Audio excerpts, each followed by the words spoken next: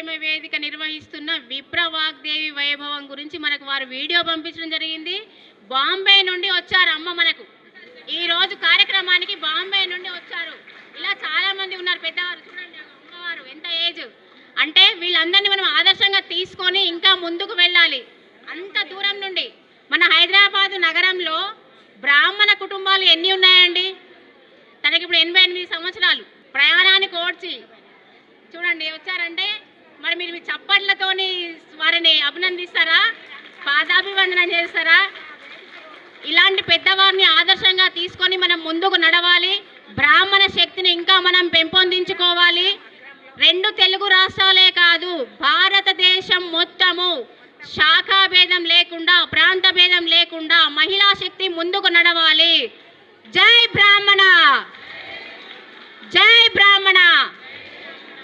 మహిళా శక్తి, మహిళా శక్తి, మహిళా శక్తి.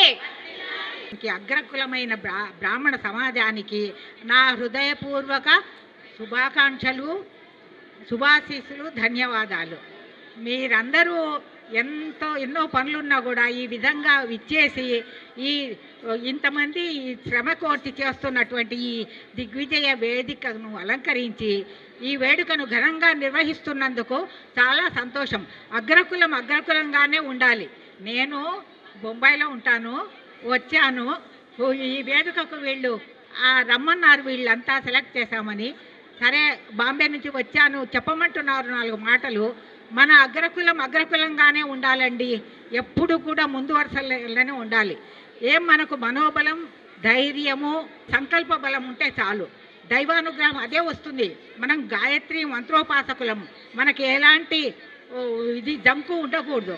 దేనిలోనైనా అగ్రగామిగానే ఉండాలి. భూసురులం అనేది ఎందుకు మనల్ని ఆ రకంగానే మన సమాజం అంతా కూడా ఎప్పుడు వెనక అడుగు వేయనేకూడదు. ఏది ఒకవేళ మన ప్రయత్నంలో ఏదైనా సఫలీకృతం కాకపోయినా మళ్ళీ ప్రయత్నించి కూడా మనము దీన్ని అగ్రకులంగా ముందుకు నడిపించడానికి కంకణం కట్టుకున్న వాళ్ళం అయ్యి బ్రాహ్మణ సమాజం అంతా ఈ రకంగా వచ్చిందట. ఐకమత్యమే మహాబలం కదా. ఆ రకంగా వచ్చినారంటే మనకు తిరిగే ఉండదు. ఎందుకంటే బ్రాహ్మణాత్ ముఖం ఆసీత్ అని చెప్తారు కదా, ఆ వాక్కు నిజం. మనం ముఖంలో వేదాలు అన్నీ ఉంటాయి, ఆ తేజస్సు ఉంటుంది, ఆ వర్చస్సు ఉంటుంది. మనకు ఎలాంటిది జంకు ఉండకూడదు. ప్రతి దానిలో ముందుకు వెళ్ళాలి. ముందుకు ఏదైనా మనం సాధించగలమని పట్టుదలతో ఉంటే మనకు తిరిగే ఉండదు. మనం అంతా ఐక్యత, ఒకరికొకరు సహాయం చేసుకోవడము, ఇట్లా వేదికలు ఎన్నో నిర్వహించడము, వీటికి కూడా ఎంతో శ్రమ పడతారు వీళ్ళు పాపము.